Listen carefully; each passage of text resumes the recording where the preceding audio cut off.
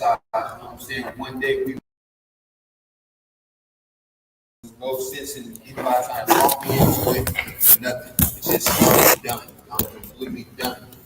So I moved up here to Massachusetts with my cousin, and I mean, I don't know if y'all ever been to Hooters, but I mean, it's probably the absolute worst job, you know what I'm saying, a man can have, going from a drug dealer to where I'm cleaning nasty bathrooms, you know what I'm saying? But like I said, my mind is made up.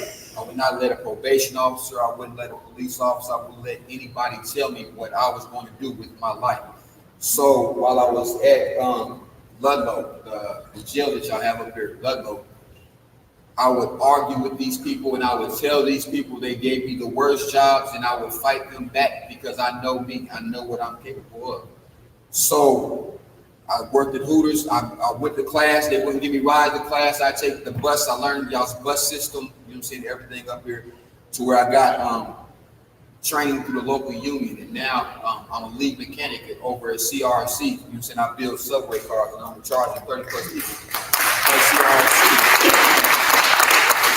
So while I'm at CRC, I decided because even though I sold drugs, the business that I had was very, you know, I was very lucrative. So I started making my own incense again and driving around Springfield to the barbershops, you know, saying everywhere I could, and I'm handing out my incense to everybody.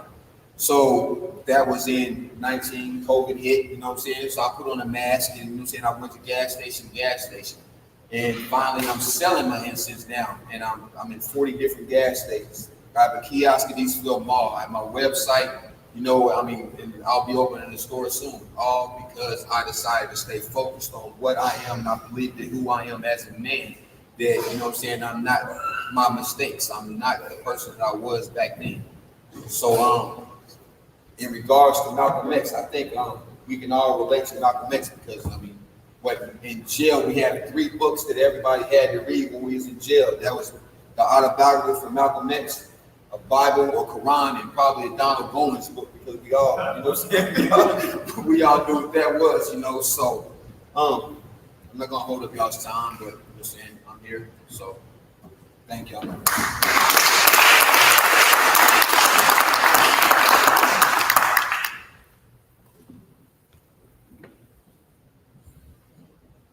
Brother, I just want to say that what you just shared with us was real inspirational. I know it was inspirational for me because I love to hear success stories, especially success stories that I struggle behind.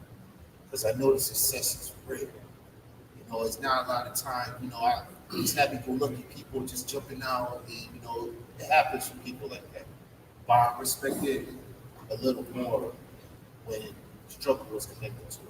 Because a lot of times, especially like people that have been through the system, it's a real struggle to really live a righteous life and to really do productive things out here, especially when you're coming from that world where fast money, instant gratification is like key. It's like our reality. Um, with that being said, I'd just like to ask the next brother to come up and introduce themselves. Is Donnell right here?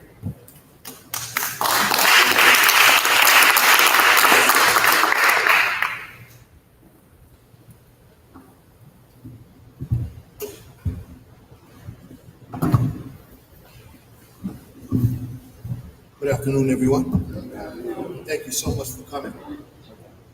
Again, my name is Donnell Wright, and I'm going to start off by saying that the system was designed to lock us up from the very beginning, right? Before any of us was put in a jail cell, it already had our name on it, right?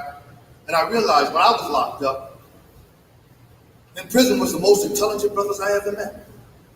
The most talented brothers, male and female, are in prison. Why?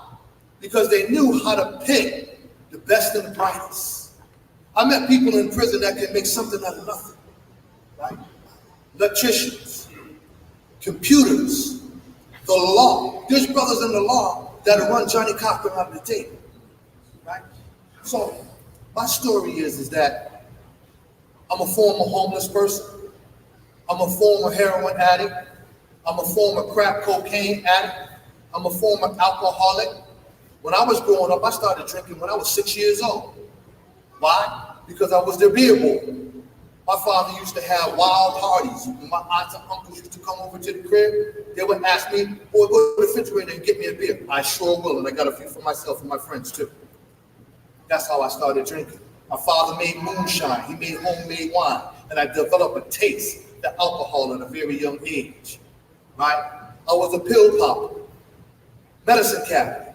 That was my favorite place to go. Why? That's where the drugs were. Trazodone, depressants. I didn't know what they were, and I really didn't care. I experimented. That's why I tell people today, watch your medicine cabinets, because that's where your kids are going to experiment. My mother's pocketbook. When she would sleep, I started going to her pocketbook because back in the day, a lot of people tried to lose weight. A lot of women tried to lose weight. What did they use? Amphetamines. That was speed, right? I didn't know that then until I started taking it. Later, I found out what it was once I became addicted. My first drug bust was in the 7th grade by the DEA at Kylie Junior High School. I got the whole school high. Me and another white kid that we hung out together, they had all the drugs out in the acres. I used to go out to his parents' house. They had mescaline, they had THC, they had bladder acid, they had what you call it, purple microdot, they had orange sunshine, they had all the drugs. So we went around, and when I was growing up, if it was something that got you high, I had it, and I was taking it, I was using it, and all my friends was using it. So I became a drug addict at a very young age, and that followed me throughout my life. I probably had 7 to 8 drug overdoses. I suffer from depression. I suffer from anxiety from my drug use. I became a cutter. I used to cut my wrists. Why?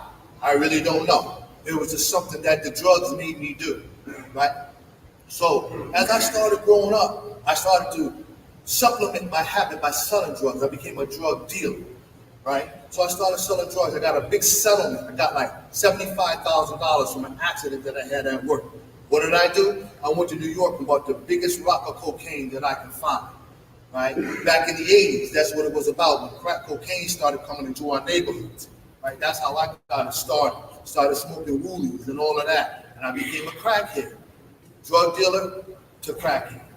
I was one of the worst drug dealers in the city, worst drug addicts in the city of Springfield.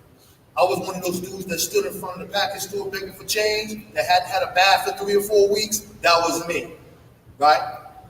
So what happened was with me, I started selling drugs for Dominicans. And one night they gave me like $2,000 or $3,000 worth of drugs, and I messed them all up. They were gonna kill me. So I had to leave Springfield. So my family got me out of here in the middle of the night and shipped me off to Worcester, Massachusetts, where I got into rehab. And I was at a place in rehab, and there was this counselor there who really didn't like me for some reason. I don't know why, but he didn't. And he had another person plant some stolen merchandise in my room, right? Next thing I know, I'm sitting in the director's office, and they're like, oh, we found these sneakers in your room. Why would I sell that? My family done brought me 4 or 5 pair of sneakers. I didn't take them. She said, well, you know what, Mr. Wright? I believe that you didn't do it, but we still gonna throw you out of the program. And I said, well, why would you do that? She said, you know, you're gonna learn a lesson from this. She said, sometimes in life, you're gonna get accused of things that you didn't do, but you're still gonna pay the price for it. I'll never forget that, because she was right? And I realized, as I started going in and out of court, that's when I realized that it ain't about justice, it's about just us. Because a lot of times when I went to court, my lawyers was trying to sell me out. They was trying to get me to cop out the stuff that I didn't even do. I would tell my lawyer, listen, I didn't do it. Well, I tell you what, my lawyer said, tell that to the all-white jury. Who do you think they're gonna believe? You or the police? And that's when I understood why the conviction rate was so high, why everybody copped out. Because they knew if they didn't, they was gonna go to a jury trial and they was gonna get the maximum sentence. So what happened to me, I got to Worcester, recovered from drugs, was doing well, I was in sobriety, and I was in a really bad accident. I sustained an aortic dissection, right? I'm one of the only people to ever survive one of them. I'm in the New England Journal of Medicine as one of the only people to survive an aortic dissection. While I was in the hospital, I was 250 pounds, and I went down to 90 pounds. And because I got all these infections and so forth. While I was in the hospital, they introduced me to Oxycontin. So they was giving me 40 milligrams of Oxycontin. It's one of the most addictive drugs known to man. So when I got out, I was a full-blown addict again, but I couldn't work, right? Because I was all messed up. I had machines hooked up to me and all of that. So my boy said, listen, man, why don't you start selling drugs again? So I did. So I sold drugs for a while. I became one of the biggest drug dealers in Worcester. I had 7 cars. I had a car for every day of the week. I was walking around with $5,000 with a jewelry on the whole night. You know what goes with the game. And then I got ratted on and I got popped. After I got put in front of the judge, went through probation, went through parole, no problems. The judge told me, he said, you know what, Mr. Wright, you're a very intelligent man. And I see by everything that you've accomplished in front of me that you have really started on the path to turning your life around. But since you got convicted of a crime that carries a minimum mandatory sentence, I'm going to send you to jail anyway. But while you're in prison, I want you to continue along your path because everybody in there isn't going to be your friend. He said, but by these degrees and accomplishments and certifications and licenses that you've accumulated since you've been on pretrial probation for 2.5 years on the bracelet, I want you to go into that prison and I want you to be a light to those who are still sick and suffering. So I did that. I went into the prison. I turned my life around. I became a jailhouse lawyer. I ran programs left and right. And I went to parole. They denied my parole. First time non-violent offender. But the guy across the hall from me, who had 4 violent crimes, assault and battery on a police officer, he got parole. So I asked the people, you know, the brothers inside, I said, well, how come he got parole and I didn't? They said, because they knew you wasn't coming back. That's why they didn't give him parole. They knew he was coming back, that's why they gave him parole. Sure enough, 2 months later, he was back. So I get out of prison, and I started becoming a community activist. I started working in the community, and I started becoming a public speaker, letting people know about the injustice of our criminal justice system.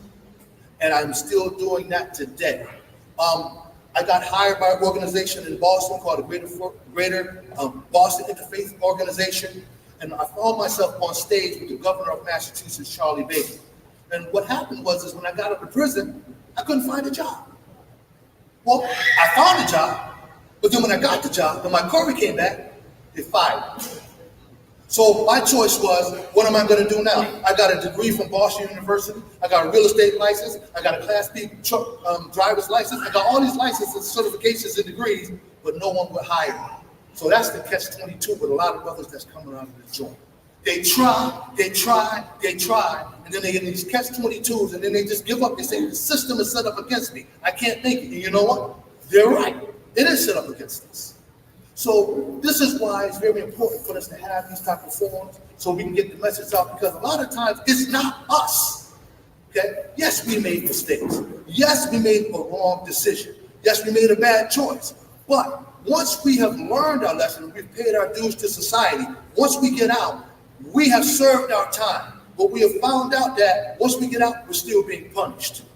Okay? We're still being held to what we did in the past, and it's not taking into consideration all the good things that we can do in our community today, because they know brothers like us have educated ourselves while we were in prison. We took the time that they gave us and we used it in a beneficial way so we can get out and help these young people so they won't follow the same path that we went down. But they don't want us to do that. So that's why I'm here today with these brothers to let y'all know that it's very important that we continue to have conversations like this, because we got stories for days to tell you. We can help your daughters, we can help your sons, we can help your loved ones to not make the same mistakes that we made. And not only that, but to start businesses, to own homes, and to turn our lives around and become productive members of society. Thank you.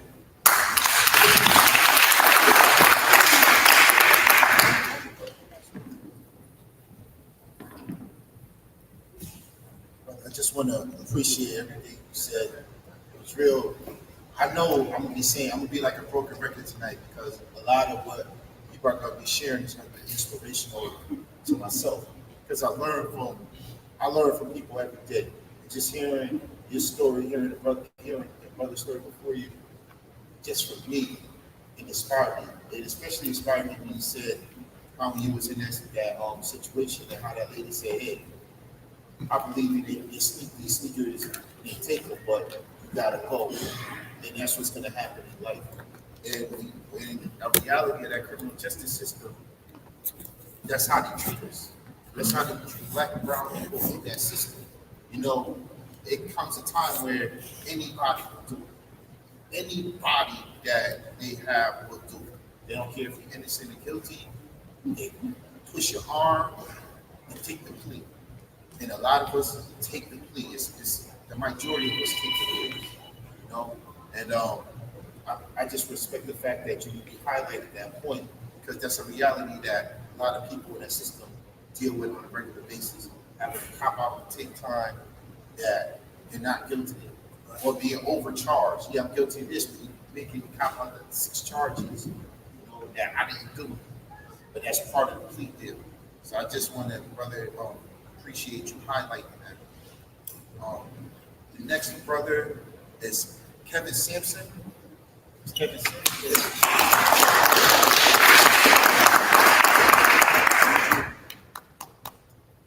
How y'all doing?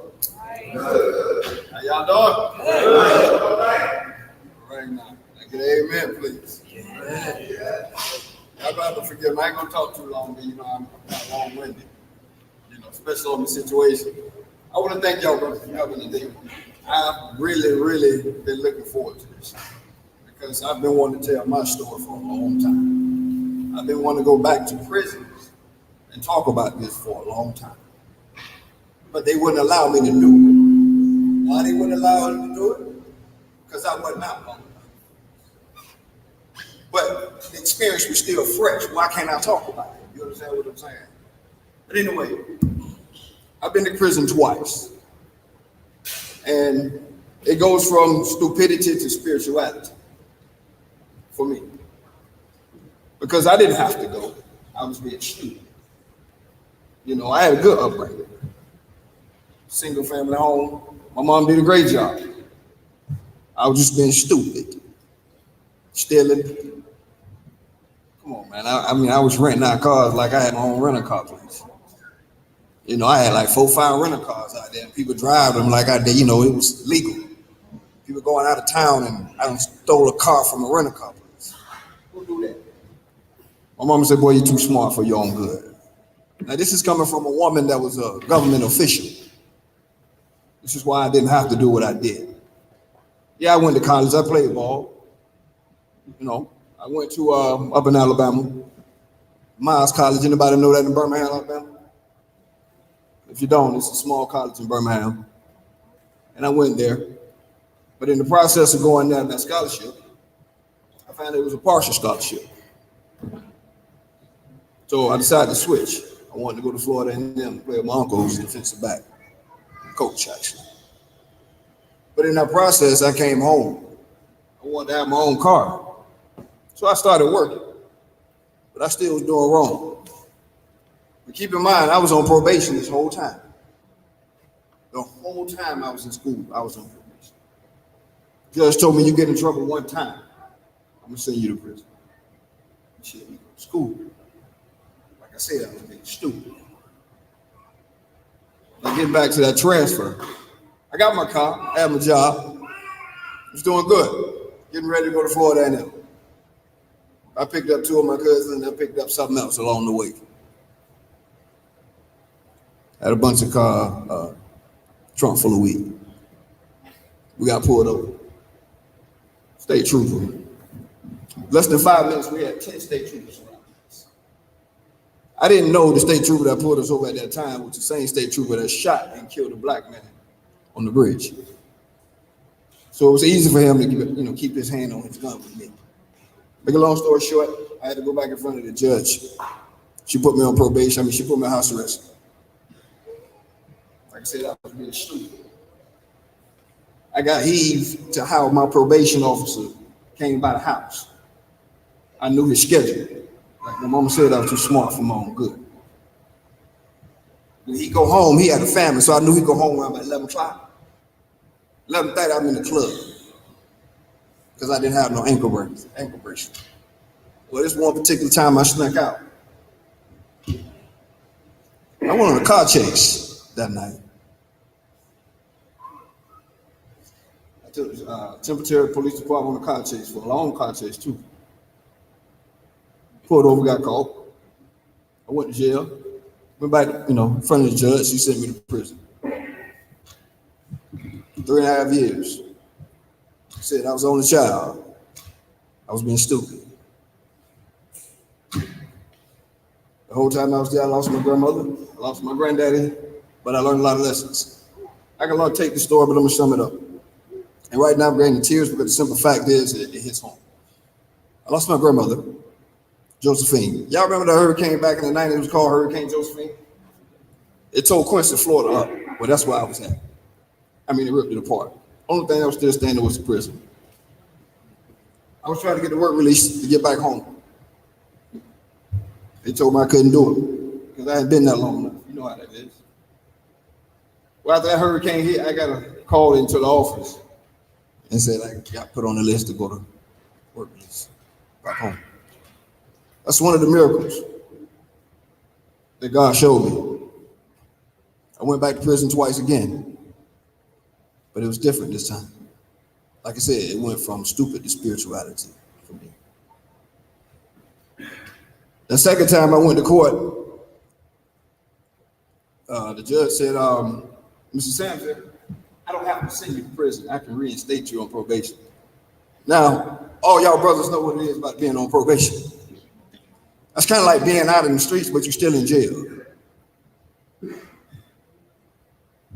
It ain't being free. Just one little thing, you going back.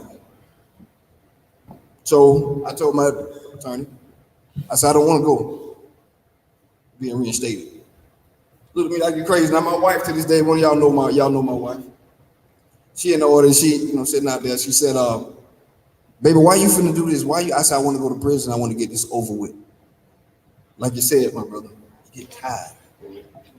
You get tired of getting those handcuffs on you. You get tired of seeing the police all the time. You get tired of going in and dealing with the judge. You get tired of somebody telling you to go take a shower, to eat. You get tired of these things, man. And I keep this here right here to remind you. This is my prison ID. I show this to my children. I show this to young people all the time. I keep this to remind me what God did for me. Because when I told him I wanted to go to prison instead of being reinstated, he only gave me a year and a day. I told my wife, I said, babe, I already been in the county jail. You know they give you credit for time and time served in the county jail. I said, when you get to prison, I don't know about up here, but in Florida, they give you a third off the sentence. I said, babe, I'll be home before you can blink your eye. Because I got to get back home to my daughters, my family. I was tired, bro. But God had a gift with me in doing music. All this time, I was still doing music.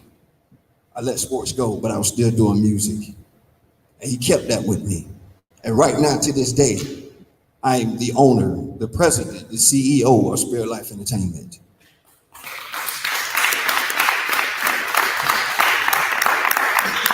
My mother, to this day, she cries when she talks to me. Not all the time, but she cries because she thought I was gone. Because I didn't have to be. Because I went from stupid to spirituality. I had the #1 song, gospel song, on the Urban Influencer list. If God ain't great for me, to show a miracle from stupid to spirituality, I'm grateful. Thank you.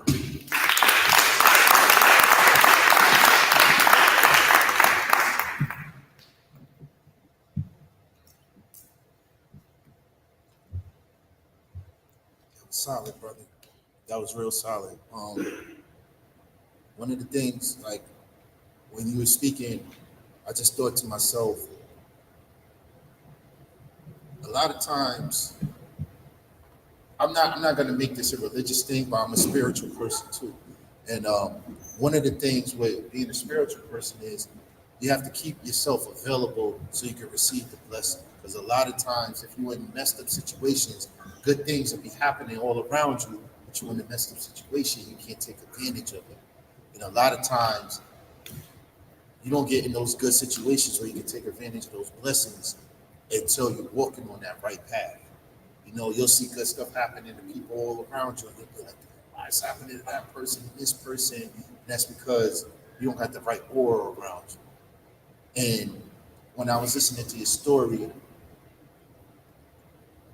when you started to talk about having that right aura around you and making these right decisions, that's what doors started to open to the point where you was a superstar in the gospel world. You know, we around somebody that really made moves in the gospel world, and I commend that and I appreciate that, brother. I appreciate you sharing your story with me and everybody else that's here. Definitely, brother. The next brother I'm going to introduce is Barry Rowe.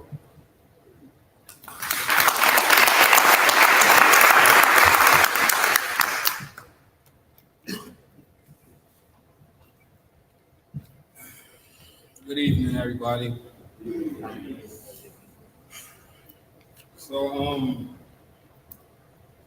I guess we're all here because we was all incarcerated or whatever. And I just want to say, like, through my times of being incarcerated, what I realized is that I was to blame for everything that I did. I sat back and I analyzed everything. I'll be around grown men and I would hear them cry and blame their wife about something, blame their friend about something. They come home. In jail, it's like these dudes be like the top dude there. Then when they come home, they're the ones holding up the signs on the side of the street. So that's when I started to realize the game was kind of flawed, And then when you match a certain person's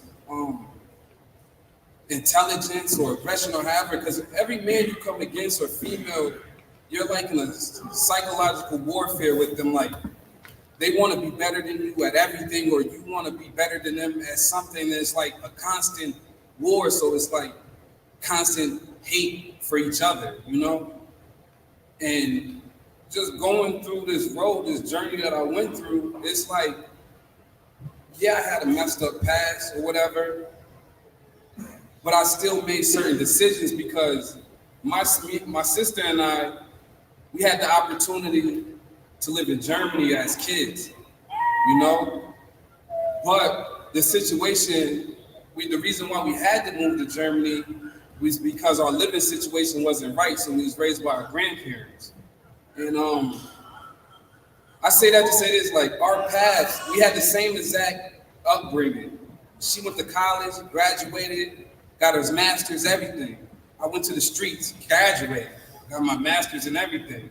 So I was a reflection of her and she was a reflection of me, but I was bringing her down because I see my sister getting more political and being on the historic committee and stuff like that. And with my name ringing in the streets as a person that's just violent, just doing all types of wild shit to the community, doing all types of wild stuff to the community.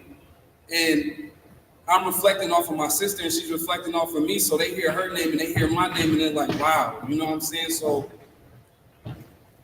So it's just like, I can't really blame anybody but myself for anything that I went through. So I just recently went through a crazy situation where I went to jail for a case that I caught in 2016 where they picked me up in 2018. I had my daughter in 2017. When my baby mother told me she was pregnant, I stopped messing with the streets. I said, I'm done with all that because I knew I was going to have a little girl. So I gave it up. So I was working, had a job, came from upstate, came from the max, went straight to pre-release because they didn't parole me straight home. They paroled me to a lower security. Went straight to pre-release, had a job. Wasn't hard, went and got a job, But I had one foot in, one foot out. You can't do good and do bad at the same time. You got to do one or the other. But I was doing both, I was going to school, working and hustling. It didn't work out. It didn't equate. So when my child's mother told me she was pregnant, I was like, yo, I'm just done with the streets. I'm not gonna mess with it no more. I stopped all my friends, all the people I associated with. I just left them on red. I stopped talking to them. I just got close. So I ended up, like I said, I caught a case in 2016. It was masked on robberies. 3. I was getting charged for 3 massive armed robberies. So 2018 came around, I'm in truck driving school, getting my Class A. The day I'm supposed to take my road test, U.S. Marshals come, knock on fugitive justice, knock on my grandfather, God rest his soul. He's like, Barry, somebody's knocking at your front door. So I'm thinking they have the wrong house because I know I'm not in the streets. I've been out the streets for 2 years. You understand what I'm saying? And I open the door and they like, yo, you got a warrant out in Worcester. And I'm like, and it dawned on me, I'm playing dumb like I don't know what's going on, but I know what's going on, you know? So whatever, they pick me up and stuff like that, and I go to Worcester. So now I know I did state time. I know I've been out since 2014. I know I did this, you know what I'm saying? And I thought I got away with it. I really thought I got away with it and shit. Like, and that's the thing, is like, this was my test. This was my biggest roadblock I ever had in my life because I was so scared in that cell. It was like, I never felt that scared in my life. I can honestly tell you, I ain't never ratted in my life, but I contemplated it at that time. No bullshit. And that's what made me say I would never mess with the streets again because I'm not built for it no more. You know what I'm saying? I was, but I'm not. I'm just not built for this shit no more. Because me sitting there and I'm like, yo, I know. So me sitting there and I had to come to the realization that this isn't for me. Like, I know I can handle myself in situations where I don't need nobody. You know what I'm saying? I'm not really scared of nothing. You know what I mean? Which is bad. That's bad and good. But I'm sitting there and I'm like, yo, I can't do this no more. You know, I got my daughter. Like, I'm like a dad that just wants to be in her life. Like, I need to be like, but I'm not strict or nothing like that. But I just need to be there. That's just me because of certain situations that happened with me when I was a kid. But so I had a lawyer, paid lawyer. My brother-in-law found a lawyer for me. Sister, look, first time, and the crazy thing is, every time I ever went to jail, my sister, my family, it was like tough love. First time they came to bat for me. First time, and that's how I knew I was done. Because I was like, yo, they really came to bat for me and shit like that. And I know I did this. They know I did this, but they know I'm doing good now. You know what I'm saying? So I told my lawyer, I'm like, yo, I told him what I'm telling y'all. Like, what should I do? Like, I'm scared, nigga. I want to go home or whatever. He's like, yo. He's like, he told me straight up. He's like, man, if you go that route, I cannot represent you. Straight like that. So I was like, you got it. So I stayed with him. You know what I mean? I stayed with the lawyer. 8 months with him around. They didn't indict me. Mind you, this case is from 2016. I'm sitting from beginning of 2018. 8 months come around. It's that like I got jammed up in March. November comes around. They're like, my lawyer comes. He's like, yo, listen, the DA, they want to give you 2 years. I've been down for about 8-9 months now. They want to give you 2 years. Mind you, I already did state time. This sounds beautiful to me. They want to give you 2 years, no probation, no nothing. He's like, but nah, don't take that. I'm gonna get you a year with 2 years probation, and we're gonna come in next month. So I'm like, all right, let's do that. You know what I'm saying? I'm thinking about coming home. So boom, I go home. Mind you, I told you this was all, I didn't even get my Class A yet. So I come back home, went right back to school, paid them I went right back to school, got my Class A. I got a job a week after I got my license, I got a job. I'm still with that job right now. I'm a supervisor at that job. I work at City League Movers. I drive tractor trailers for them.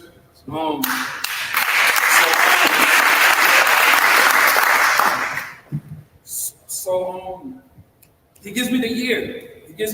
I get the year. I come back home. So now I'm back home. It's 2019. Year goes. I'm working now.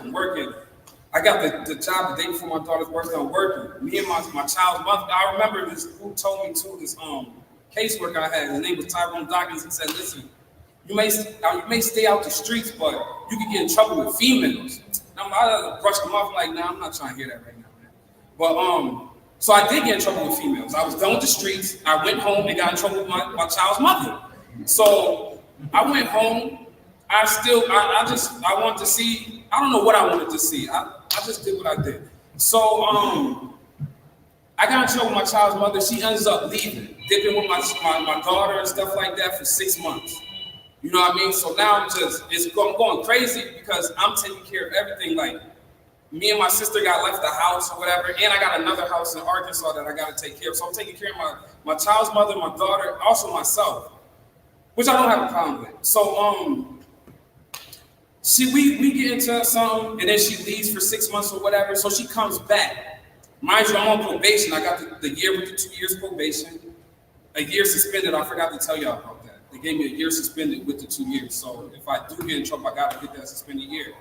So I get in trouble with my child's mother or whatever. She comes back, and I lost my grandparents 2020. So we got the same around the same time. It's not like I said, I made all these decisions myself. So she came back or whatever, and we're talking, and a man can't never like take the same pain that a female can, because it's hard because you don't really realize it.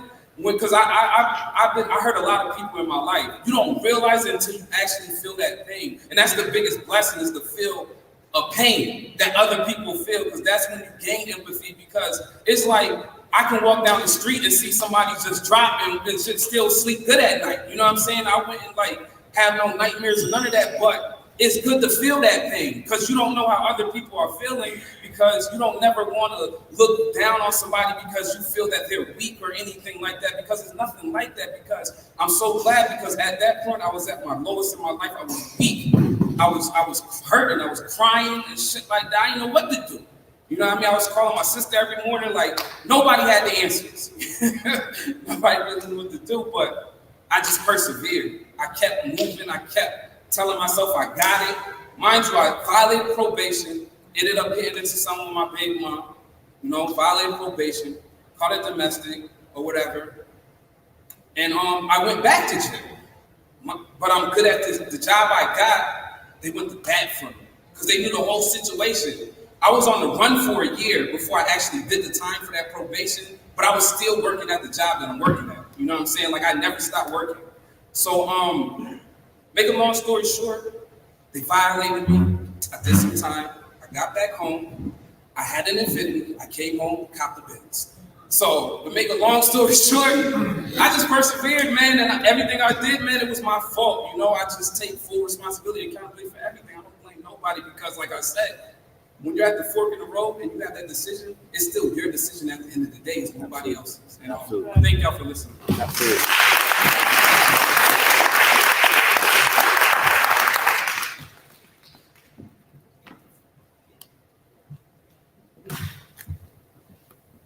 Brother, I just want to thank you for what you just said. What jumped out for me with what you just said was, there come a time in your life where you in the streets where you know it ain't for you no more. You're different. I can't be in the streets no more. And when you face with certain decisions, it shows you like, yo, I'm not that person no more. And I've been there before. I've been in a situation where I had to make a life or death decision. And I was like, normally I would make these decisions like no problem. But the older you get and the more you got to live for, your value system change. And you look at life different, where things you didn't value, you start to value. You start to strive for it. And it makes you make different decisions in life. And when I was listening to when you were talking, that's all that was jumping out at me. Like, this brother sees things in life, been through things, and now he's to the point where he's like, yo, that's not me no more. I'm striving for this thing, for different things. And you receiving the blessings. You're the manager at your job. Those are the blessings, brother. I like all of y'all brothers, man. I'm honored to be up here with y'all, because y'all all are success stories. Y'all, we all made the homes in there, and we all went to commissary. We out here doing real stuff. I'm just honored to be amongst y'all. With that being said, I'm gonna call the next brother up. Demetrius Campbell. Chambly, sorry about that.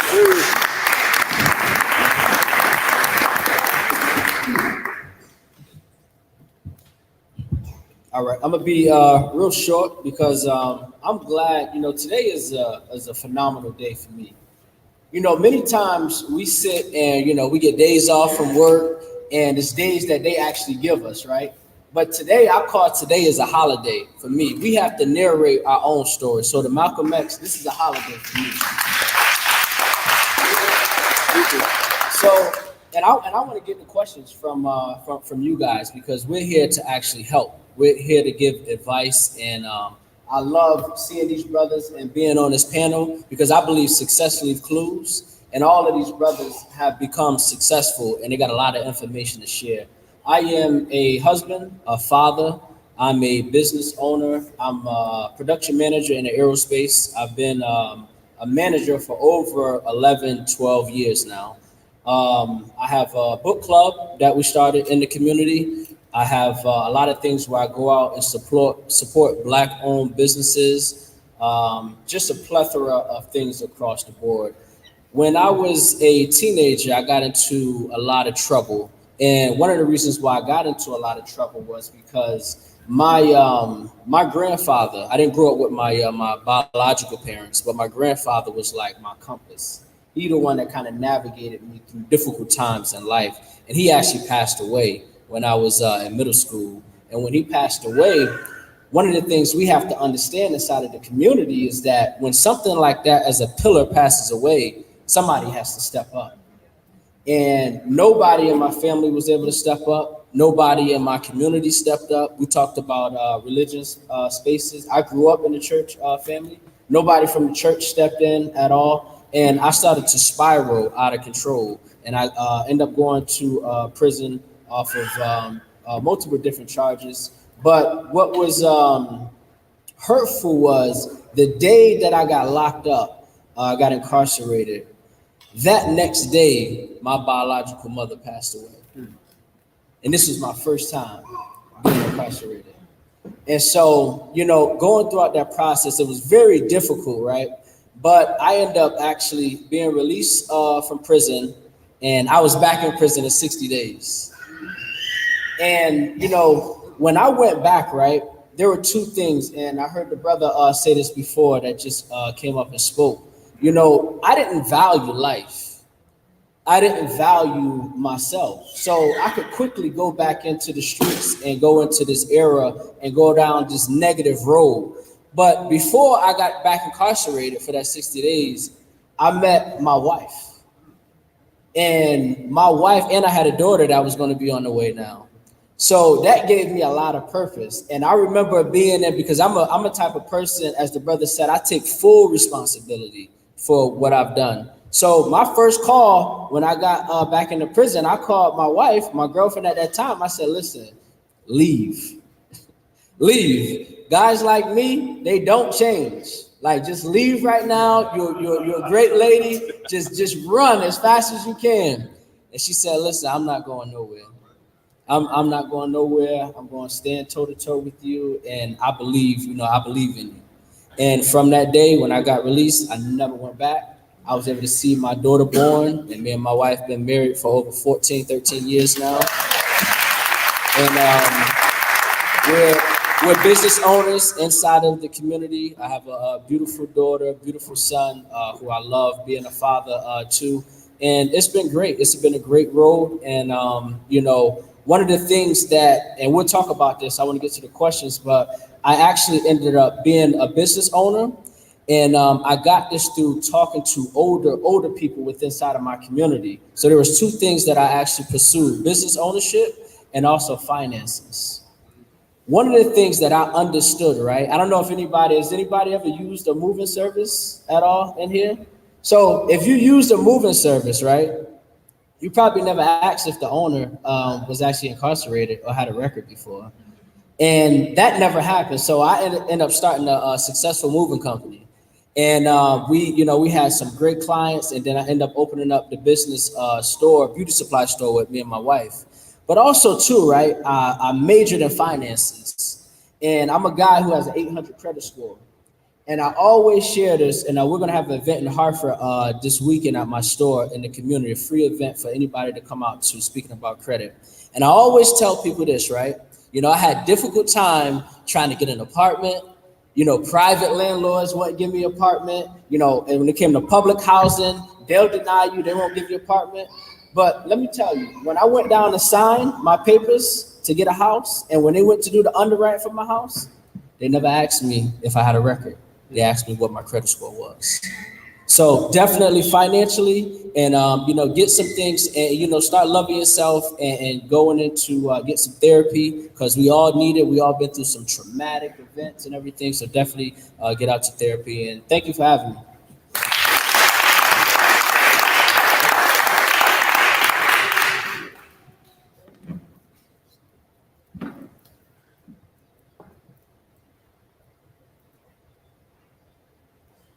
Yeah, just I appreciate your words, brother. I mean, it was real inspirational. Just hearing something that I feel like is broken in our community and leaves us open to be exploited by the criminal justice system, and that's us not having a financial hold in our community. We don't own no houses. We don't own. We're not business owners in our community. We don't own nothing in our community, and by us not owning nothing, we leave ourselves open for everybody to come in the community, treat us any type of way they want to treat us, teach us whatever they want to teach us. We don't own the schools. People come, they set curriculum up for our kids, tell us don't stand on our friend's porch where this my friend live here. What you mean don't stand on the porch? But the police know you don't own the house. The homeowner don't want you standing on the porch, so I'm sticking with the homeowner, which is normally a person that's not from our community. And the same things with these stores in our communities. They're selling us a whole bunch of junk that is not good for us. But because some of us don't have the luxury of going to the supermarkets and these bigger places, that we end up just buying the junk that's sold in these stores. But I just appreciate you being a business owner and really taking that stance in your community to really inspire people. And with that being said, I'm gonna introduce the last brother that's gonna introduce himself today, and his name is Michael Bond.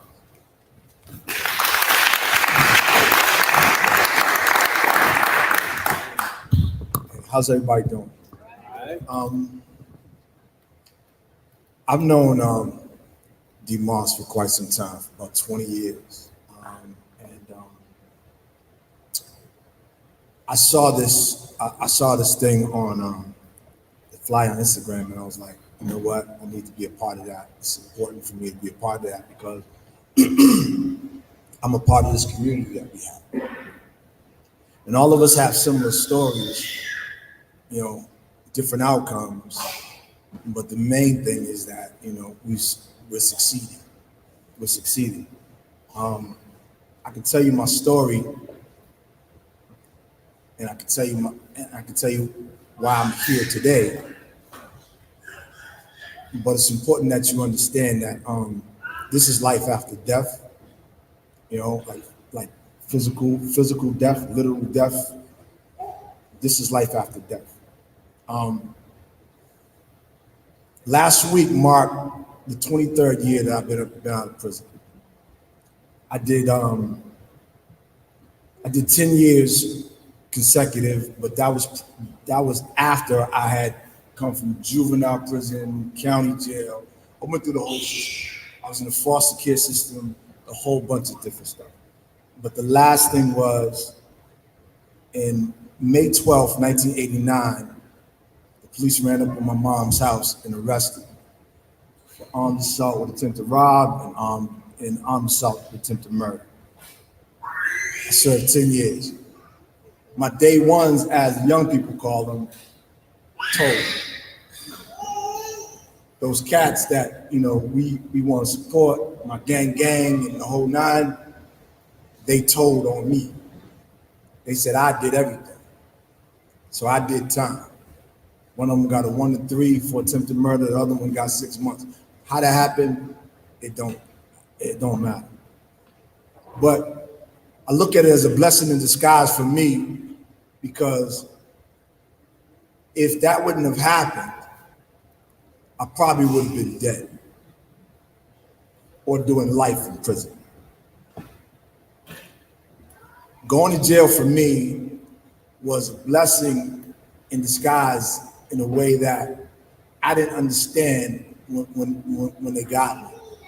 When I got there, all I did was rebel, fight, I did everything. I'm only 5'5", so I had this what I call Twa complex or pygmy complex.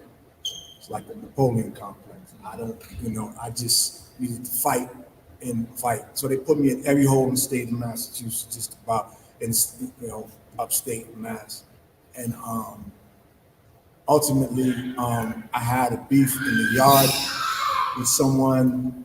Someone was stabbed, and they had just built a supermax called DDU, Departmental Disciplinary Unit, brand new, all bricks. Everything was brick. The desk was brick, the bed was brick. All they had was a mat over that, and a metal toilet, and a window about this big with a couple of bars in it. And I was in that room 23 hours a day. I got out 1 hour a day by myself. That right there changed my life. It changed my life. There were 3 carts that came by the door. 3 carts. And to this day, my PTSD still reminds me of the squeaking, the different types of squeaking in the whales that came by the cart. There was the medical cart, the food cart, and the book cart. My favorite was the book cart. The book cart was about this small, had 3 shelves, about that long. It had Stephen King, Bible, no Quran, and a bunch of other BS and stuff like that. But there was one book on there, was 2 books on there that pretty much changed my life. It was Before the Mayflower by Lamont Bennett and The Panther and the Lash by Langston Hughes. The Panther and the Lash changed my life in a way. It gave me a whole other community to be a part of instead of the community that was in the street that I came from. It was called the poetry community. I knew nothing about poetry. I knew nothing about anything about any of that stuff. I just read this book and the words just kind of jumped out at me. And the first poem I ever wrote was in the style of Langston Hughes. And I just kept writing them in the same style, trying to mimic him. And I memorized them. Knew nothing about spoken word poetry or anything like that. And I used to stand up at the door and recite these poems, right? And it was a blessing to other people because they used to say, yo, little warrior, yo, spit that poem. We ain't doing nothing, man. Spit that poem, man. I want to hear that. I want to hear that. And I used to do that. But I memorized the poetry because when they came in, my cell to shake down, they did that periodically, as y'all know. They did that just to disrupt your life, do whatever they want to do to you. I memorized mine so I could memorize it and write it over again because they would tear my stuff up, tear my photos up, flood everything for real, man. They just want to like keep you discombobulated, confused, and the whole nine, to let you know that they were in control. I was freed ultimately, and I found a poetry community that embraced me. I moved back with my sister. My sister said, you can stay here for as long as you need to. If you start that ish again, you can get out. I took heed to that. But I had already made up my mind. I had already changed my mind. My mind had already changed to be, a good person. So in Boston, I'm from Roxbury. I used to climb the back fence of my sister's house just so I wouldn't be seen. I wouldn't go on the street. I would just climb the back fence and go down the South End and go to Cambridge to be a part of these, what people thought were geek poetry communities. But it was saving my life. And I met a bunch of people that embraced me, didn't care where I came from, didn't care what my background was. They just cared about my words. Taught me more about poetry. Taught me metaphors, haikus, and then in public speaking. And I had this thing where I used to do, I used to watch the news. I used to watch speakers, and I used to watch other people who could articulate and have presence when they speak, so I could learn. Because prior to that, my conversation was nothing but, I'm saying, So I'm saying that's all my conversation was. So I used to steal people's speeches from the news. I used to watch journalists and how they articulated, so I could be able to articulate like that. And then I read books, and I kept my mind going. I can go on and on and on about, my story, but I can tell you this. Ultimately, I ran across the country and was doing poetry everywhere. And then my mom got sick. My stepdad was a part of the Nation of Islam. My mom was a Christian. It was the most beautiful form of like spiritual love I had ever seen in my life, because my mom never converted and he never converted. And he never asked her. And he married my mom, took my mom out of Boston to Atlanta, and they lived, well, they were supposed to live happily ever after. They took care of his father. His father passed away, and then he suddenly passed away of a heart attack and never came home. My mom was down there by herself. That was her best friend. She started suffering from dementia. I got a call from Grady Hospital. Grady Hospital said, listen, is your name Michael? Yes, Michael Barnes. Yes, your mother's in the hospital. I didn't think twice. I had $600 in my bank account. I ran to Logan Airport and caught a one-way flight to Atlanta. And that changed my life again, because I went down there and stayed 7 years. Took care of my mother for 4 until she transitioned, and got a criminal justice degree. Did some work in the neighborhoods out there, and was still doing poetry whenever I could. And then home called. I had to come back to Boston. Boston has over 165, 70 gangs. I mean, it could be more than that. And they needed brothers like us to get involved, because a lot of single mothers and a lot of women were trying their best to save the lives of their sons.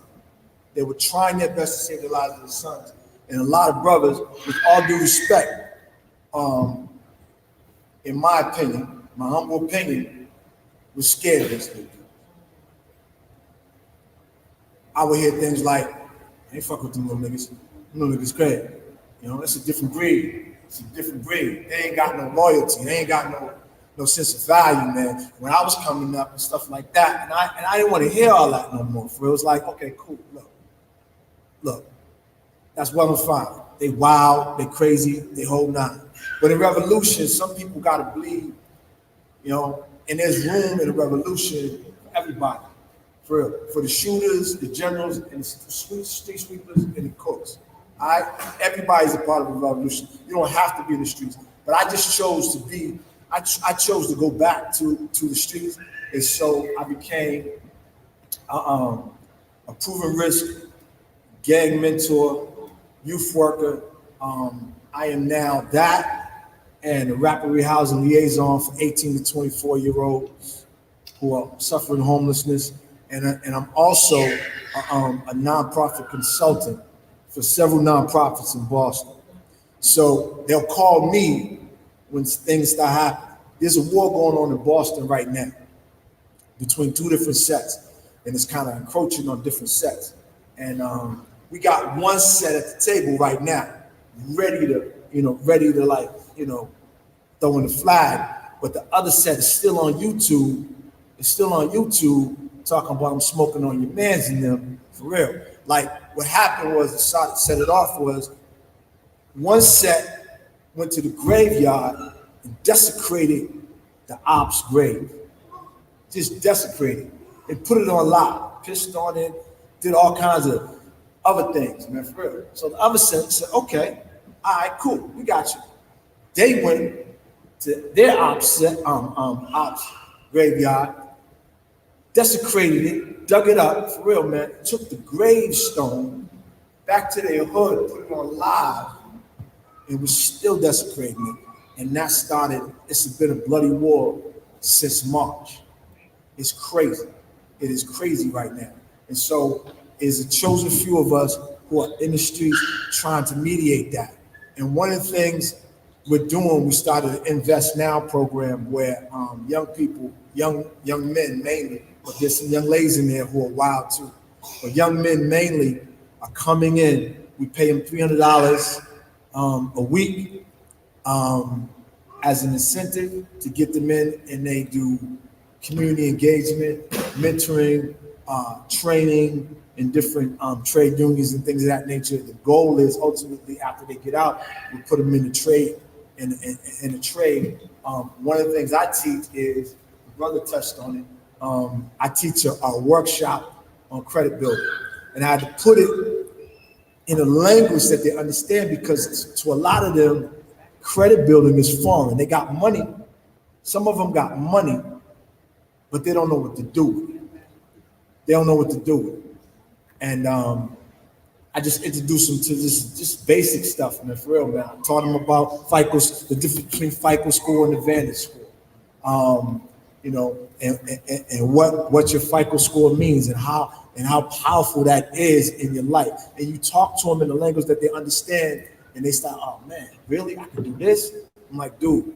And this brother touched on that. They're repping blocks that they don't own. You repping a block and you ready to die for this block, but you don't own a brick on this block. You have no stake whatsoever. They moving you out. They're moving you out for real, so they can do other things, and other people are making decisions in your community that you grew up in, for real. And you're not at the table, you have no stake in it, you have nothing in it, for real, man. And then some dude can come out and do some leave. And you grew up here. This park, you grew up in, you played ball in this park, they can tell you to leave, you don't own nothing. So this is the things that we're talking about right now with these young people, man, in the streets of Boston. And I'm open for questions. If anybody has any questions, thank you. To the call.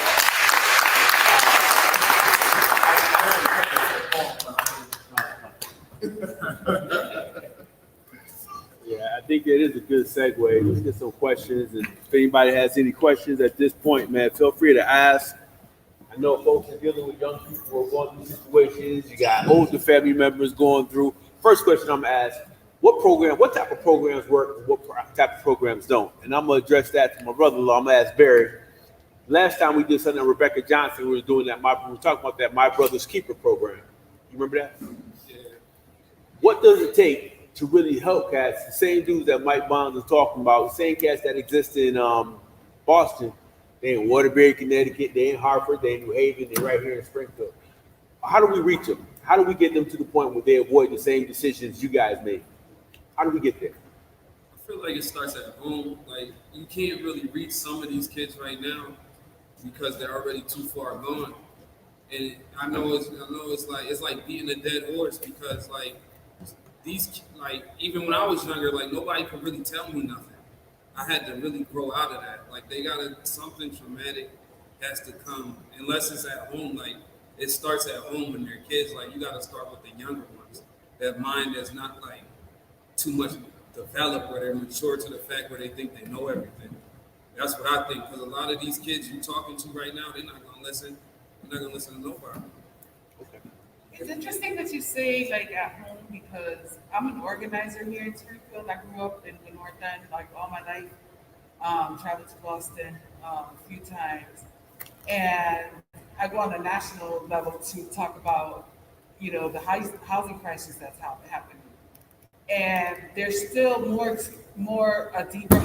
there needs to be a deeper understanding, because as a single mom, I do everything to try to like have my daughter raised in a way that is healthy for her, right? And so if you take a step back from the housing situation, like, it's much bigger than us, right? We're living in a capitalistic, racist society, right? That's never benefited us, never benefit y'all, or me as a cis woman, right, who is here to support men, and in our journey of healing. And so I guess my question to you all is, like, even through the trauma that you all face and the prejudice that you're continuing to face, and even in reflecting in your decisions, right? Like, what systems could be placed better for you to have grown into the people that you wanted to be. Meaning, like, there was something there that forced you to act this way, right? Like, it could have been this whatever situation, but for me, in creating systems and platform for our next generation, I'm curious to know, like, could we have something in place to cultivate the imaginations and the safety of our children? I mean, And that's not just to you, that's to everyone too. yeah. I mean, you can. I don't know. Like, all I know is like what I see. Like, there's young kids that I work with now That's like my baby brother, for instance. Like, he's 7. I had him working with me since he was 16.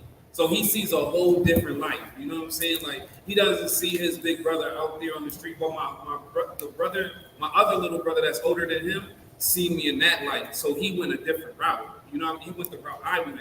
Now my baby brother, he's a good kid. He goes to school. He plays 3 different sports. It's just starting at home, and he got a lot of powerful influence. He has my brother-in-law. He has my sister, because we're the ones that's taking care of him.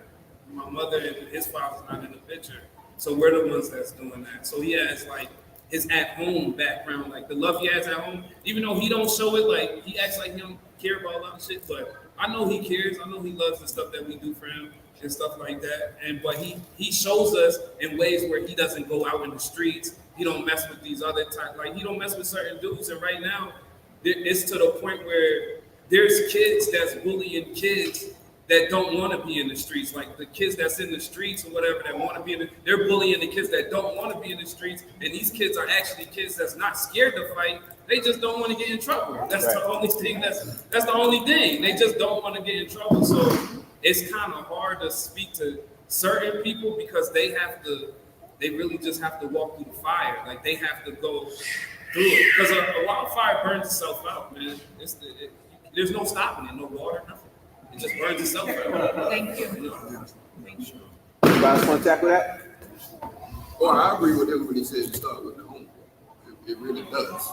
Because I have a daughter now, you know, and we gave her all the love in the world, you know. But I still, you know, I'm with you. It's like a family foundation, something to back off. To fall back on when you're going through your troubles. You know, my mom did everything she could with me. And when I was going through my stupid stuff, I was still able to think about what my mom did, you know, and all the secret gems that I had to go through that from OGs. You know what I'm saying? Like I had an OG tell me, don't come in here, don't leave out here the same way you went in. You know, so it's gonna take like but certain gems, you know what I'm saying, the family gems, you know what I'm saying, they can always bounce back on. Everybody don't have that. So that's where it comes with us. I mean, after the welfare reform, it destroyed the families, right?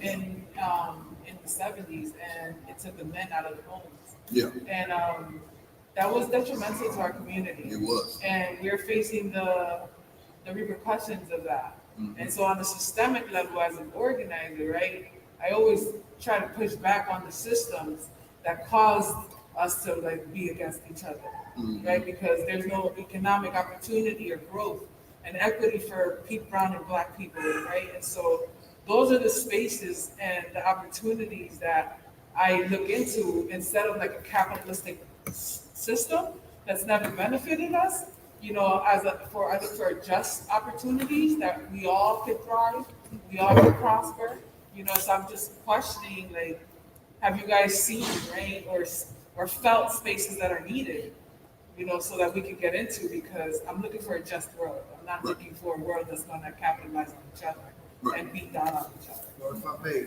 like, just to echo his brother, you're absolutely right. Just to echo his brother said, you're absolutely right. His brother said he has to start from home, family foundation, things of that nature. But also I like to add, like, you can have all those things in place, like his brother here. You can still find a way to do whatever you want to do. So I would like to say this. The culture has to change. And when I say culture in the black community, I mean the music that we accept, that we allow our children to listen to, that the things that we allow in the community. Owning the community means like putting things in place in the community that are representative of us and representative of positive things that we want to instill in our youth and ourselves. So it's about ownership, it's about family foundation, it's about changing the culture. What we're trying to do right now, not just with Invest Now, but also too, like we're starting with the youth, but ultimately we're trying to reach out to the YouTubes, the Facebooks, and radio stations and things of that nature. And we're really, really pushing this. There's several people who try to do this over and over, but we're really going hard right now. Really trying to like let them know that, listen, okay, that's not cool. You know, that's not cool. Because like I'm driving, I got daughters. I got 5 daughters. One is graduated from college, and I got four with me. All right, 16, 15, 13, and 12. They riding with me, right? And I can turn on any station. It's like you got BD energy. All right, and some other things that are radio friendly, but still have misogynist views, racist views, gang, violent words and things of that nature, for real, right? But I'm just supposed to allow them. That is cool because it's on the radio. So if it's on the radio, it's okay. It's okay. I'm like, nah. So they get mad at me when I put on the whispers. I love the whispers. I don't play with you. I love the whispers. I can listen to the whispers all day, back to back. So on my Apple Music, I got whispers. All right, I got Marvin Gaye. I put some Kendrick on and stuff like that. But me and the whispers, they get mad at me because I put on the radio. They want. So all those things have to be a part of changing. So if you're asking what needs to be in place, it needs to be a systematic cultural change. Right. Bring back the father figures in the community.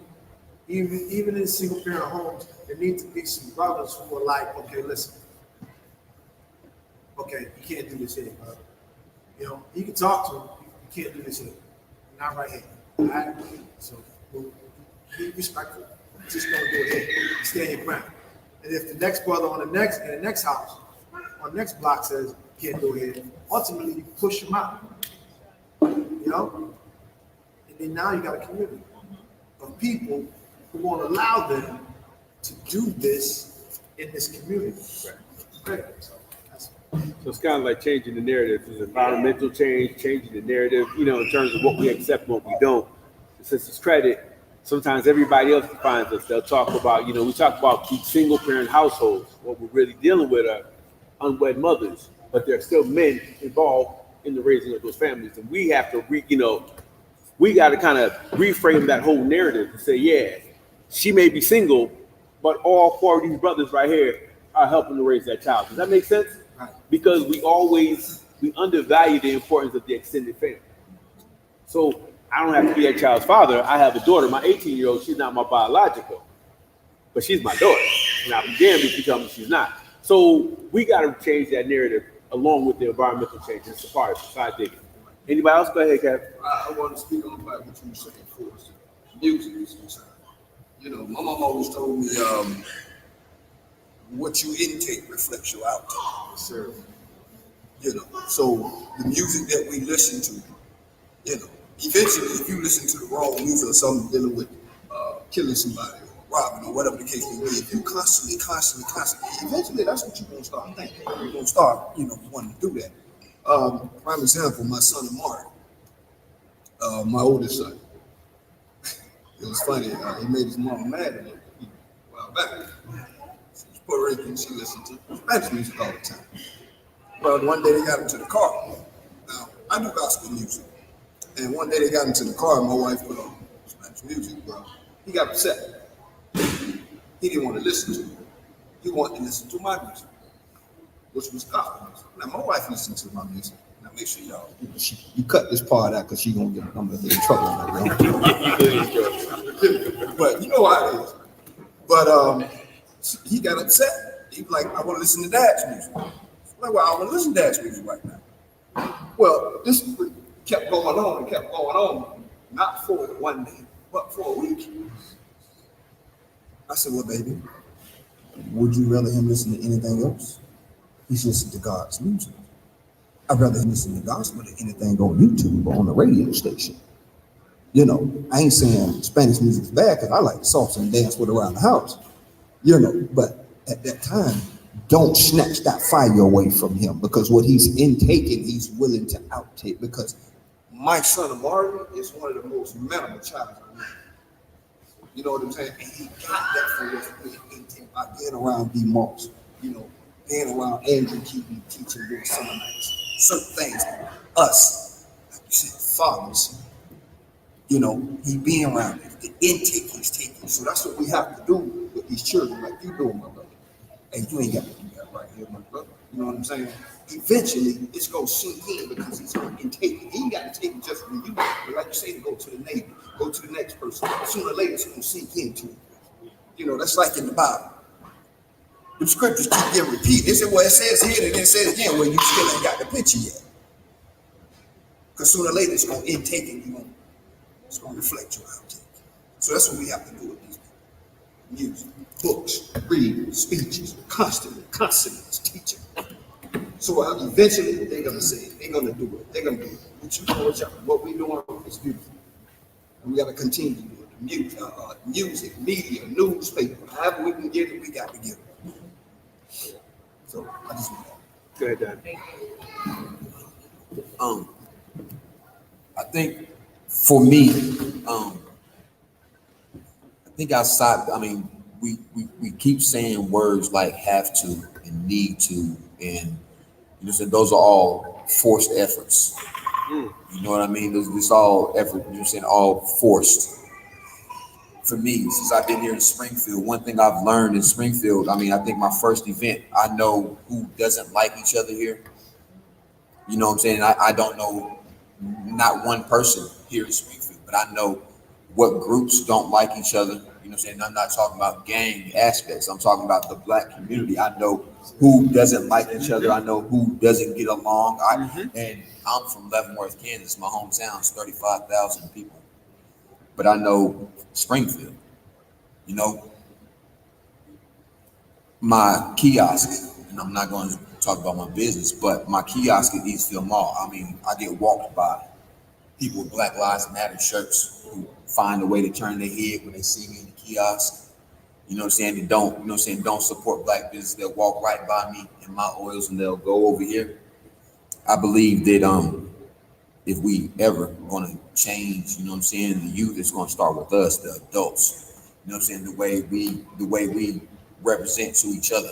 You know, I mean, the brother D. Moss, you know what I'm saying, I remember I reached out to, you know what I'm saying, this brother right next to me when I first got here because it's my goal to want to talk to people. You know what I mean? And I mean, everybody Black, you know what I'm saying, that's just me. I love Black people. I love everything about being Black. You know what I'm saying? I'm always going to speak and I'm always going to, you know what I'm saying, no matter what. If you're looking mad on the street, I'm going to speak to you.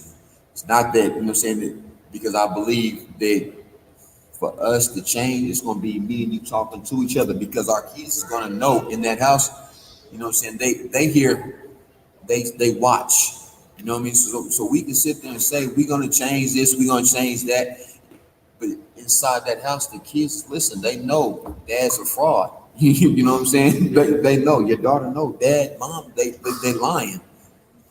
You know what I mean? So every time we go out, it's very important for us to always speak to each other. You know what I'm saying? To represent, you know what I'm saying, a better sense of being as, you know what I'm saying, being Black or whoever we're going to be. It's always, that's just what it is. At my job, I deal with a lot of kids. A lot of kids, and I let them talk to me crazy sometimes because I don't want them to know who I am. You know what I mean? So I let a lot of stuff slide because if they really knew and they understood who I am and who they're dealing with, they back all the way up. But I let it, you know what I'm saying? I let it slide, you know what I'm saying? Because I mean, it takes a lot. It has taken a lot for me to be the man that I am today. You know, it's imperative, you know, I mean, just speak, talk to each other, you know what I mean? That's all. It's simple, you know what I'm saying? And I'm not saying the music's bad, you know what I'm saying? I mean, good, but I mean, I listen to rap. It's just important. Telling the difference. You know what I'm saying? We're not gonna be able to hide. And right now, bro, the internet, we are competing with this internet, and it's a monster. You know what I'm saying? The only way we're gonna be able to keep them away from it is, I mean, lock them in the bedroom and feed them bologna sandwiches. You know what I mean? So you know what I'm saying? There's nothing that we can do about it. And one more thing, when I first moved here, the first place I went to was New York City. And I mean, I fell in love with New York. I mean, I've never in my life seen nothing so crazy. My little cousin, Ryan, I tried to get him to come up here, you know, because he got on drugs, gangs, I mean, everything possible. And I believe coming from Leavenworth, Kansas to New York City, just to see something so big, that World Trade Center and all these big buildings and everything's moving so fast, it would give you a new outlook. He found every excuse not to come up here. Yesterday at work, yesterday morning at 7:45, I got a phone call. He had just killed somebody at home. I tried everything in my power to get him up here. Everything. But they want to make their own, they make their own path. They make their own destinies. So all I need for y'all to do is just everybody speak, talk, shake hands, you know what I'm saying? Let them see us represent each other. You said something that resonated. You said the adults. We talk about the young people, but sometimes in this little tiny city, the adults are like gang members because we so sliced up and we got so many cliques. The cliques is just as bad as the kids on the street because we kill each other with our tongues. Yeah. I don't mess with that group. That group don't. I mean, and we're horrible with it. So I know Zyda, City Council Zyda Devon is in the house. Give it up for her. She's here. Well, she's always here. Let's put it like that. So I know you had your hand up to say something, Donnie. First of all, thank you, Devon, for doing this. When I saw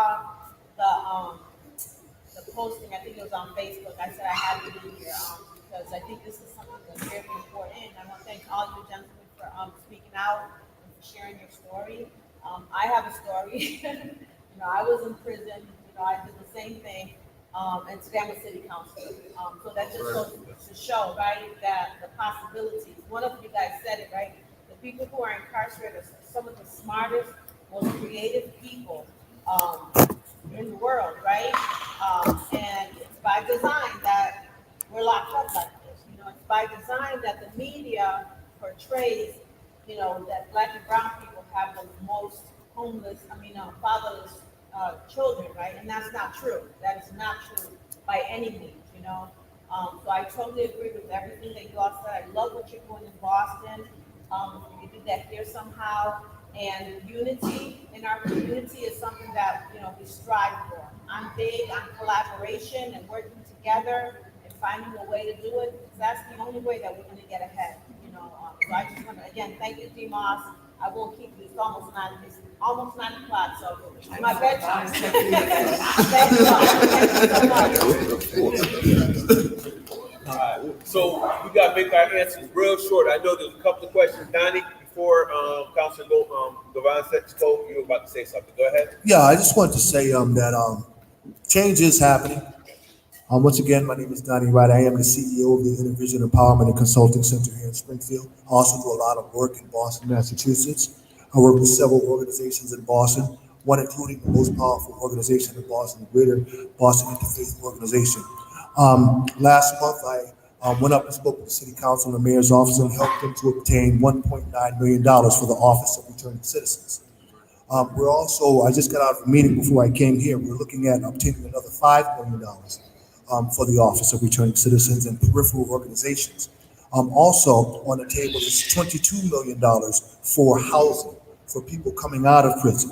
We just got out of a meeting with that. We're working with the directors of reentry. We're working with Claire Corsini, Director of Reentry Services. We're working with Andrew Peck, who is the Undersecretary of Social Justice here in Massachusetts. All the big wigs up in Boston, we're meeting with all of them. There's lots of money. Springfield, Massachusetts got $5 billion from the COVID fund. $5 billion with a B, right? That's right. Massachusetts got $5 billion, right? Right now, the Department of Corrections right now has $11.5 million that they have to give away to organizations that are working in reentry. Just got out of a meeting with them, okay? $5 million is on the table right now. That, as a matter of fact, I'm going to be in a meeting on the 28th. I'm going to be testifying as one of the organizations that's lobbying for some of that money, me and several other individuals. So there are things happening, but if you're not involved, you don't know they're happening, right? So what's happening is that there's money available. Like here in Springfield, we got the NAACP. Where's the programs? What are they doing? We were just saying that. Right? We got the Martin Luther King Center. Where's the programs? What are they doing? They got all these organizations that get big money. Where's the programs for these young people, right? So what I'm saying is that we need a change of leadership. Your community is only going to be as viable as your leadership, right? That's the bottom line. So if there are problems in the community, you got to look at the leadership, right? Where's the money going? It's not like they're not getting it. It's available. So what are they doing? And who's the money going to? Because it's out there. I know it's out there because I'm meeting with these people every day, right? So you can't tell me the money's not available. So who's responsible for getting the money for the programs that we need to change the lives of these young people, right? So if they don't know that it's available, then we need to start having more conversations like this, because I'm gonna tell you where the money's at. I know where it's at, and I know who's got it, and I know where it's coming from. Just to reflect a little bit, Donnie, a lot of times what happens is this money gets funneled down. Absolutely. Right? And the idea of what is accessible housing even to the incarcerated, what they're not seeing is that they know that there's a low housing stock, right? They're not creating those systems that we as the people need. So now this money is here being divided to programs that don't exist, yet the people at the bottom are still suffering. Right? Absolutely correct. And so we're not getting the opportunity. And so when I say, like, what is it that we need? I'm talking about the co-op housing, right? So people can own their stuff. Absolutely. That's what we're working on. Accessible housing. Sorry about that. Yeah, you're absolutely Go ahead, right. Ralph. You got a question? Yeah, one of the brothers, first off, I commend all you all for coming out and speaking your truth and your experience. I deeply appreciate everything you shared and what you said. One of the brothers was talking about how the public defender was encouraging taking another sentence, but getting more probation. When you're looking at the systems that that are against us, are there any initiatives to attack systems that, like, for example, how to be able to interpret crooked DA, public defenders or DAs, how to be able to advocate for yourself so you don't take that, hey, you're in jail for a year, but then you're on probation for 3 years, which is worse. Yeah, I didn't really speak.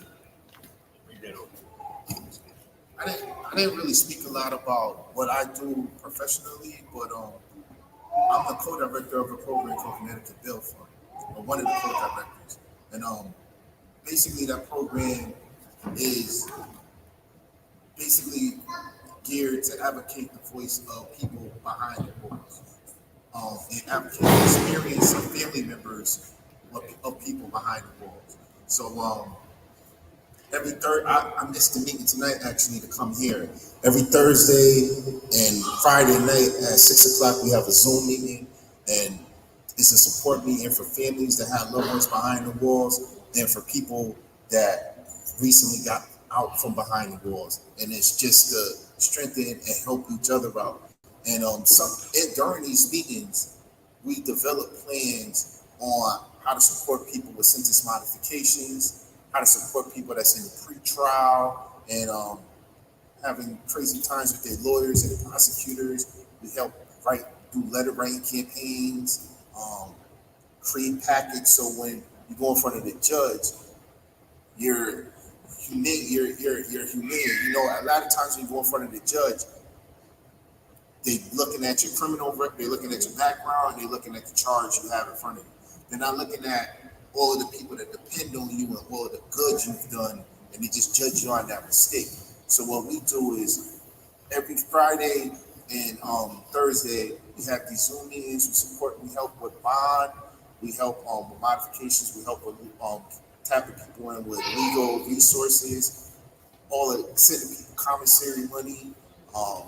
We just did a successful legislation that Connecticut's gonna be one of the first states where order phone calls are free and for people inside. It's a lot of stuff that we're doing with our organization. But I also started another organization because one of the things is I know that we have to have entities within the community. We can't have entities that exist, but they're not accessible to people. Right. So I put a program. I got a storefront right on Congress Avenue, right there smack in the middle of the hood, and split the storefront in half. One half is going to be selling natural products, meal replacements, things for high blood pressure, stuff like that. Built the wall. The other half is going to be for classes. We're going to have, like these brothers are saying, every brother up here was saying, on a lot of these different topics that relate to that: financial education, how to get your credit right, go about buying a house. Sky's the limit on classes, but just a space like that, dead smack in the middle of the community. But because of all of us being involved with the criminal justice system, we have to support people that's in the system because nobody else will. You know, if somebody catching a case, the public defender is going to tell them something, the prosecutor is going to tell them something. Only us that been in the system can really tell them, like, yo, listen, you shouldn't make that move. This is the move that you should make. I've been in that situation, and that's what we do with our groups. So I just wanted to put that out. Hey, Demetrius and the brother in the back has a question. So quickly, what I wanted to say is one thing we have to do too, right, is when brothers like this, when they start good programs, a lot of times what you'll see is somebody else try to start something else like similar to it. When you have somebody like that, support them because they're actually doing the work. One of the things I want to say before we leave is that we talked about, adversaries of like different groups going at it with each other. If you've read Michelle Alexander's book, The New Jim Crow, what the statistic shows, right, is a lot of the men who are actually in prison haven't had an active biological father within their life. And as we talked about two people struggling, fighting against each other, one of the biggest battles that I see is the mom and the dad actually fighting for a child, and the child is actually getting hurt. And many times the father actually ends up losing that battle, or they get discouraged and stop fighting. So one of the things we have to do is, as a community, is we have to heal.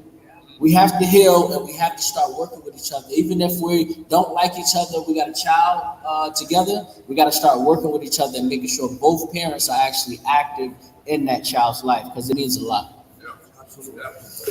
Yeah, one more question in the back. Who was that? Right here, sir.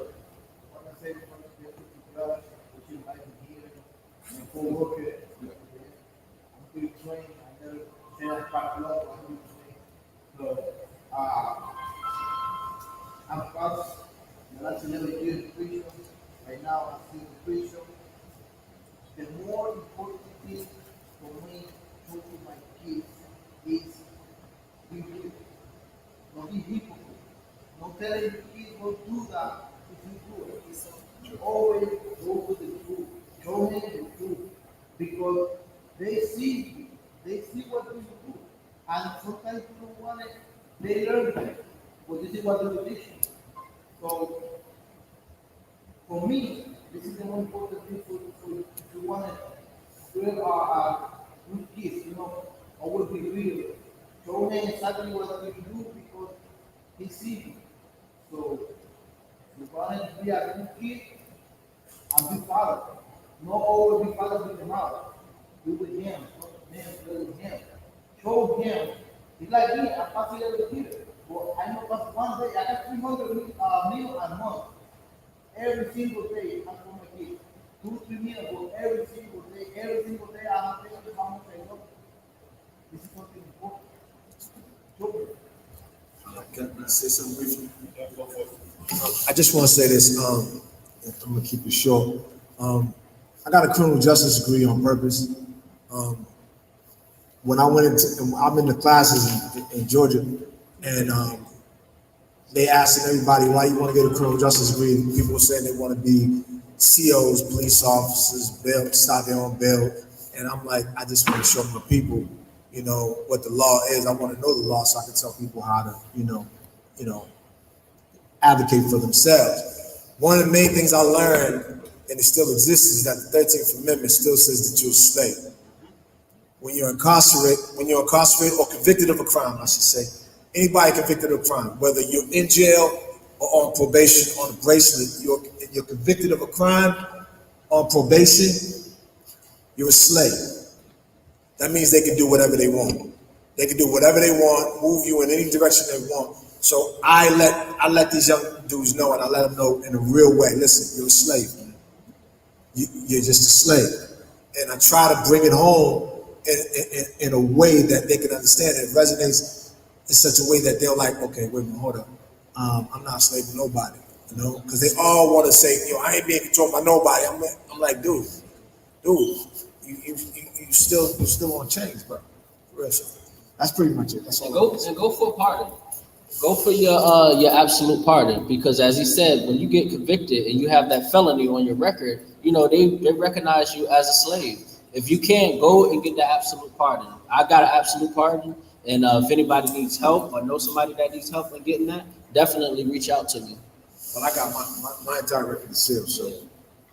With that, I just want to thank everybody for coming out. I hope you guys got something out of this conversation. I ain't gonna ask if you enjoyed it. I'm just hoping for the folks out there who are watching online and the folks in the room. I hope you got something out of it. Hope it's beneficial. And this is only part one, because we got to keep this conversation rolling, because things is happening, it's moving, and we ain't gonna go any further unless we talk about it. Conversation needs action. Yes. Thank you, everybody.